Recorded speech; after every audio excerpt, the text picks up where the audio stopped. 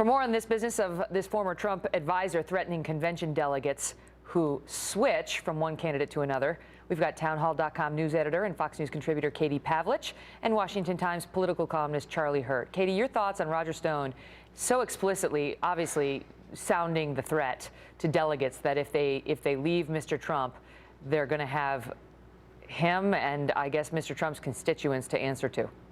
Well, the first thing I think we need to address is that Roger Stone is accusing delegates who change of stealing an election, when the fact is that if Donald Trump wants to be the nominee, he needs to lock up 1237 before the primary process is over. If not, we go to an open convention. But in terms of the threats that have been issued, this is par for the course for the Trump campaign. I mean, you saw Donald Trump saying there might be riots if he doesn't become the nominee. You have many of his surrogates essentially justifying violence because people are upset with the way the country is going. And for Roger Stone to now say that he's going to give out the hotel rooms of delegates, it's a mob. It's not the way that we work in American society when it comes to the election. Instead, they should be focusing their energy on trying to convince delegates not to leave Donald Trump through policy positions, but instead they're sticking a mob onto people, which, by the way, has serious consequences when people actually show up to intimidate and threaten real people who are going to the convention. Charlie, was this appropriate? It certainly sounds over the line to me, but I also understand that, you know, the entire Trump candidacy represents a lot of people who are deeply, deeply frustrated, and they have been very frustrated for a very long time with the political process. And you know, all this talk about the rules at the convention and contested convention and what are they, in bound delegates and unbound delegates, all of this obscures a far larger, more important problem that the Republican Party has.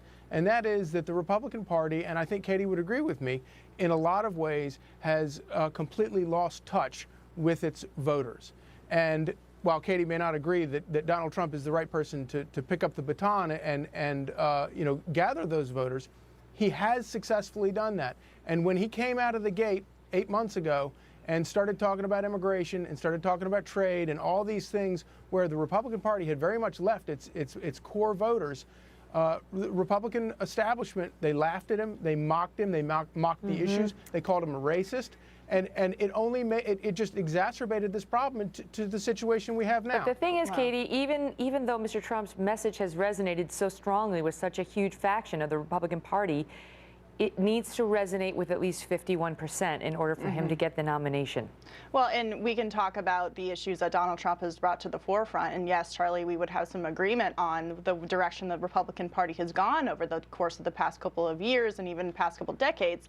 But the issue here is the way that the Trump campaign and his allies are handling people who dare defect from Donald Trump, whether it's reporters asking him questions about affirmative action after a campaign rally, or whether it's delegates deciding that they might want to go with a different candidate, and Roger Stone openly declaring a mob to go and visit the hotel room. He explicitly stated that they should go visit the delegates if they dare steal the election, which is not, it's a lie. No one's stealing an election. And for him to say go visit them at their hotel rooms, it's a threat, it's intimidation, and it will have consequences if these Trump supporters choose to act on those directions and instructions from I mean, Roger obviously, Stone. Charlie, those delegates should be able to do what the rules allow them to do without fear of intimidation. Sure.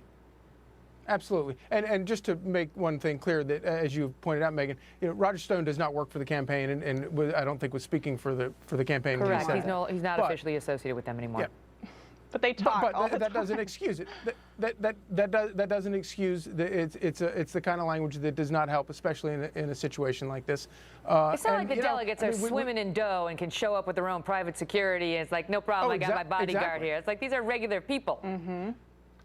Exactly. But, you know, it's been 40 years since we've seen anything like this in terms of the fracturing of the party.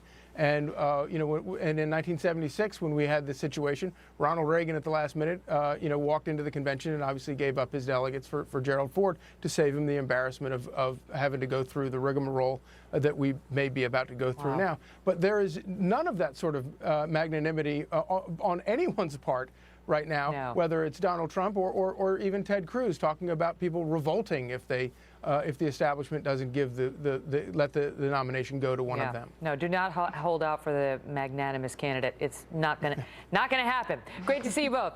Thanks, Megan.